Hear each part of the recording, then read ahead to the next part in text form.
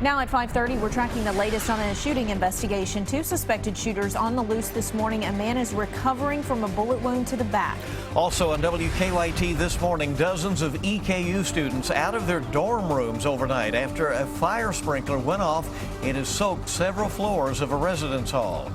We have some showers and storms out and about really for the west as of right now, but these will track eastbound as we go throughout the next several hours. I'll get you updated on those high water issues coming up. Tracking, alerting, protecting. This is WKYT This Morning. Good morning. It's Tuesday morning, April 7th. We're delighted you're with us here on WKYT. I'm Bill Bryant. And I'm Rebecca Smith. A lot of sunshine yesterday. It's looking not too promising for today. Yeah, more clouds out there and some rain moving through. Meteorologist Micah Harris on duty this morning. Good morning, sir. Hey, good morning, guys. Yeah, and we're looking across the way, and look, those high water issues are my main concern for today. We're not looking at any severe weather. I don't see a concern of that, especially no widespread severe weather. We're definitely not going to be seeing that, but the high water issue, just due to the fact last week we picked anywhere 5 to 9 inches of rain for those eastern or central zones rather, and it looks like much more is going to be heading our direction. Still some down toward looking toward the Cumberland area over Somerset at the moment, traveling towards 75 here within the next hour. Throughout the afternoon, the bulk of it actually comes during this time and into early afternoon, 1 p.m. That's the bulk of it. After that, you only have a few storms located, so the afternoon looks much drier as opposed to this morning temperatures at 73. We actually gets much warmer than that. Even some 80s in the forecast. I'll show you when that fall is coming up in a few minutes. Hey, we'll see you then. Thanks. Well, new this morning, we're tracking a developing crime alert in Lexington. 2 people involved in an early morning shooting still on the loose. Right, the shooting happened about 2:30 this morning outside the Camelot West Strip Club. That's on Alexandria Drive. 1 man is now in the hospital. And WKYT's Mark Barber is live now with the latest developments in the case. Mark, what can you tell us at this point? Good morning, Bill and Rebecca. Well, I can tell you that after a man was killed and another man was shot in shootings outside this club just a few years ago, the manager says they started beefing up their security so this would never happen outside the strip club again. Well, he says just about 3 hours ago, it did. The manager says as he was locking up for the night and as people were walking out into this parking lot, a white Cadillac pulled into the shopping center and 2 people started firing into the crowd. 2 vehicles and a building were struck by the spray of bullets. Investigators tell us that the shooters, a woman and a man, also shot a man in the back. He was taken to the hospital with non-life-threatening injuries. According to the club manager, no one was involved in the shooting, worked at the club, or was a customer. Now, the manager says for the past 2 years they've been working to increase their security in order to cut down on crimes like this. We have bought metal detectors, we have patted people down as they come in. All the precautions have been taken, so I mean it's horrible that that would have happened out here in the parking lot tonight. The manager says that they've done all they can to increase their security here, so they are planning to open up again later today. Now, as for the shooters, police say they are still looking for them. They tell me that they're hoping that a tip from the public, a call, will help them make an arrest. Live in Lexington, Mark Barber, WKYT. All right, so in Richmond, this is quite a mess for them. Dozens of EKU students had to find a new place to stay early this morning. That happened after a sprinkler went off inside a residence hall. Some of them apparently just kind of sat around outside. Firefighters evacuated Clay Hall right on campus overnight after water soaked through 4 floors there. WKYT's Sean Moody is live from the EKU campus with the latest on that. Sean, good morning. What happened there?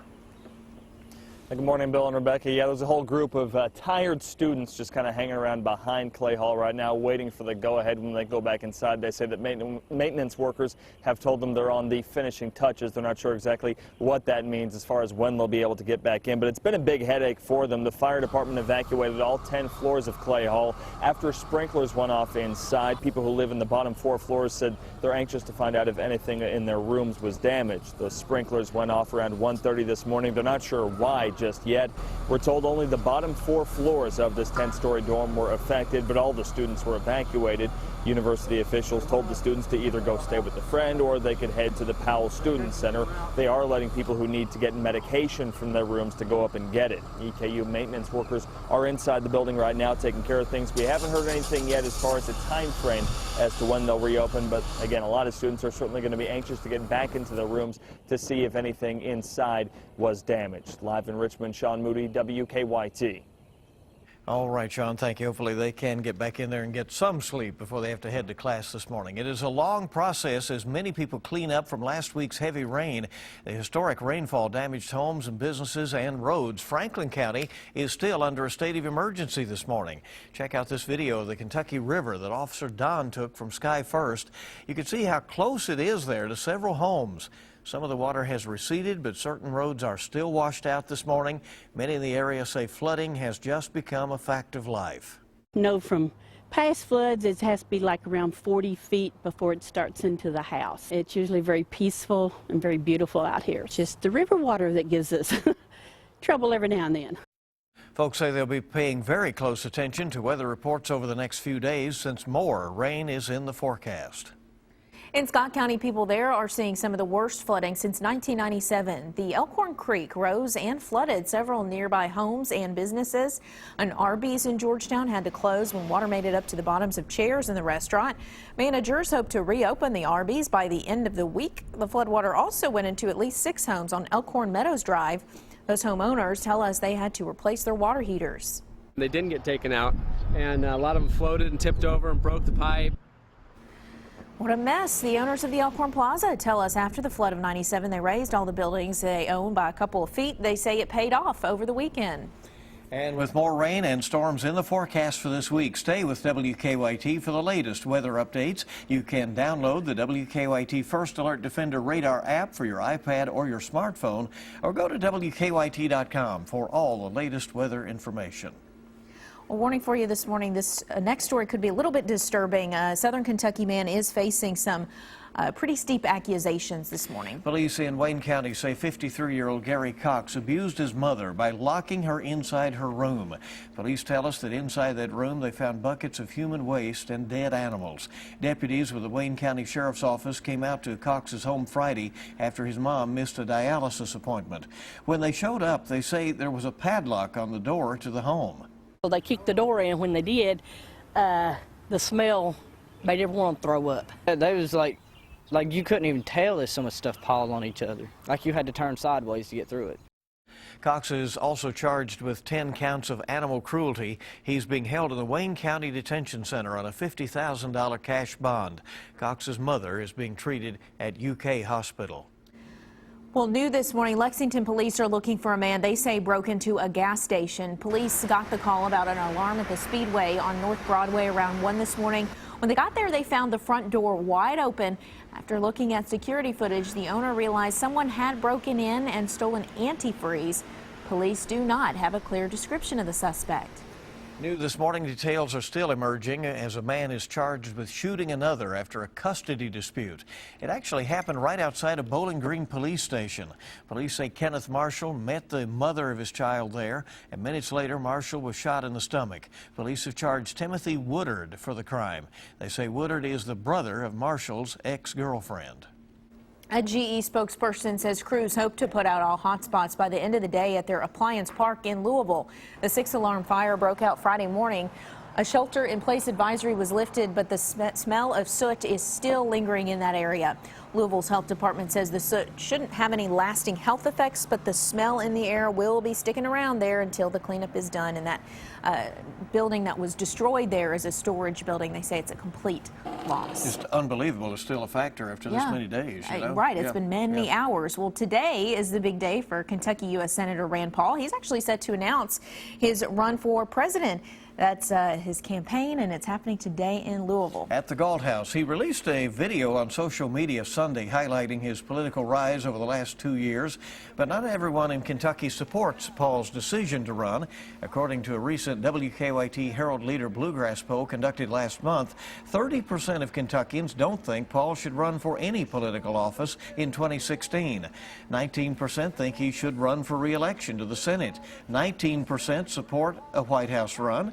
And while Senator Paul might be confident about his chances, some experts say it's too soon to tell. Over the coming months, I think it'll become clearer whether he can build a coalition big enough to win in Iowa, New Hampshire, South Carolina. Paul will not be the first from the GOP camp to announce his run for president. Texas Senator Ted Cruz kicked off his campaign last month. Others are expected to follow suit.